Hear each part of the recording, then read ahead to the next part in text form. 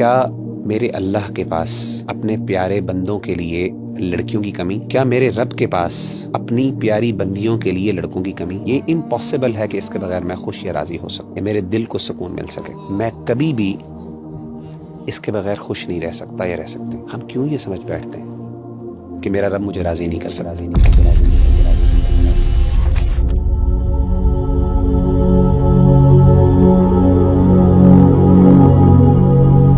وغیرہ بھی ہمارے نوجوانوں کو اکثر عشق ہو جاتا ہے، اور اس عشق کے اندر وہ اتنے مبتلا ہوتے ہیں کہ وہ سمجھ بیٹھتے ہیں کہ اب ان سے ہی جن سے ان سے عشق ہو گیا ہے ان سے ان کا نکاح ہوگا، اور کافی جد و جہد کے بعد بھی اگر ان کو عشق نہیں مل رہا، وہ پیار نہیں مل رہا جس میں وہ ایٹ دی اینڈ نکاح نہیں ہو رہا اس کا، اور نکاح نہیں ہوتا اکثر، تو جب اس کے بعد ایک درد اور تکلیف انسان گزرتا ہے، بڑی مشکلات بھی اس میں آتی ہیں، اور انسان کی زندگی کا تصور بھی چینج ہو جاتا ہے۔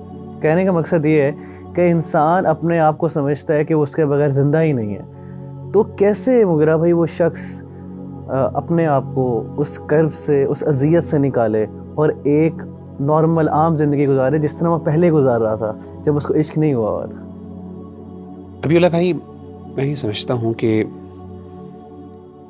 یہ جو محبت تو انسان کے بعض اوقات اختیار میں نہیں ہوتی اور ہو بھی جاتی ہے، لیکن اس کے بغیر زندہ نہ رہنے کا جو تصور ہے وہ اس کے پیچھے ایک سوچ ہے، اور وہ سوچ یہ ہے کہ میں کبھی بھی اس کے بغیر خوش نہیں رہ سکتا یا رہ سکتی۔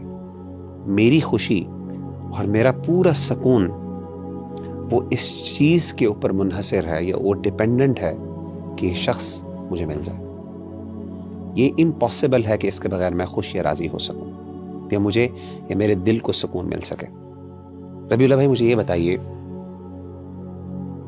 کیا میرے اللہ کے پاس اپنے پیارے بندوں کے لیے لڑکیوں کی کمی؟ بالکل نہیں۔ ایک اور چیز میں آپ سے سوال پوچھتا ہوں، کیا میرے رب کے پاس اپنی پیاری بندیوں کے لیے لڑکوں کی کمی؟ ہم کیوں یہ سمجھ بیٹھتے ہیں کہ میرا رب مجھے راضی نہیں کر سکتا؟ میں کیوں یہ سمجھ بیٹھتا ہوں کہ میرا رب مجھے خوش نہیں کر سکتا؟ میری کیوں خوشی اسی شخص کے ساتھ معلق ہے؟ میں آپ کو ایک واقعہ بیان کرتا ہوں، ایک محبت کی کہانی چھوٹی سی آپ کے گوش گزار کر دیتا ہوں۔ حضرت ام سلمہ رضی اللہ تعالی عنہ کو اپنے شوہر ابو سلمہ سے بہت محبت تھی۔ ابو سلمہ کو احد کے دن چوٹ لگی، زخم لگا، اور اس کے بعد وہ اللہ تعالیٰ کو پیارے ہو گئے کچھ دیر بیماری کے بعد۔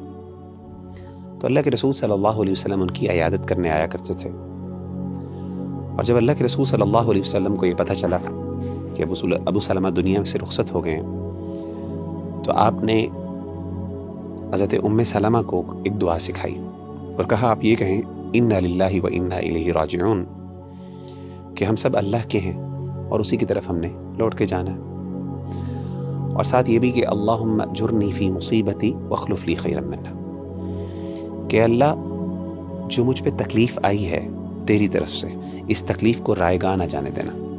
کیا مطلب ہے؟ کہ اس تکلیف کے بدلے مجھے کچھ نہ کچھ اجر ضرور دینا، یعنی یہ ضائع نہ ہو جائے، یہ نہ ہو کہ بس یہ ہو گئی، میرا دل ٹوٹ گیا، یا جو بھی میرے ساتھ معاملہ ہوا وہ میری غلطی تھی نہیں تھی ایک علیحدہ بات، لیکن اللہ یہ تکلیف جو ہے یہ میرے اوپر آزمائش ہے، میں اس پہ صبر کرتی ہوں یا کرتا ہوں، اللہ اس کو رائگاں نہ جانے دینا۔ واخلف لی خیرا منہ، اور اللہ مجھے اس سے بہتر عطا کر۔ ابو سلمہ اور ام سلمہ کی آپس میں بہت محبت تھی، اور ان کا واقعہ جو ہے ہجرت کا وہ ذرا پڑھیں تو انسان کو اندازہ ہوتا ہے، بڑا دردناک واقعہ ہے ان کا جو فیملی میں آپس میں جو انہوں نے آزمائش جھیلی دین کی خاطر، وہ ذرا دل ہلا دینے والا واقعہ، وہ ذرا پڑھنے والا۔ تو حضرت ام سلمہ کہتی ہیں کہ میں یہ سوچا کرتی تھی، یہ دعا تو میں نے پڑھ لی کہ اللہ مجھے اس سے بہتر عطا کرے، کہتی مجھے یہ سمجھ نہیں آتی تھی، یعنی میرے دل میں جو ابو سلمہ کے لیے محبت تھی وہ کون شخص لے سکتا ہے؟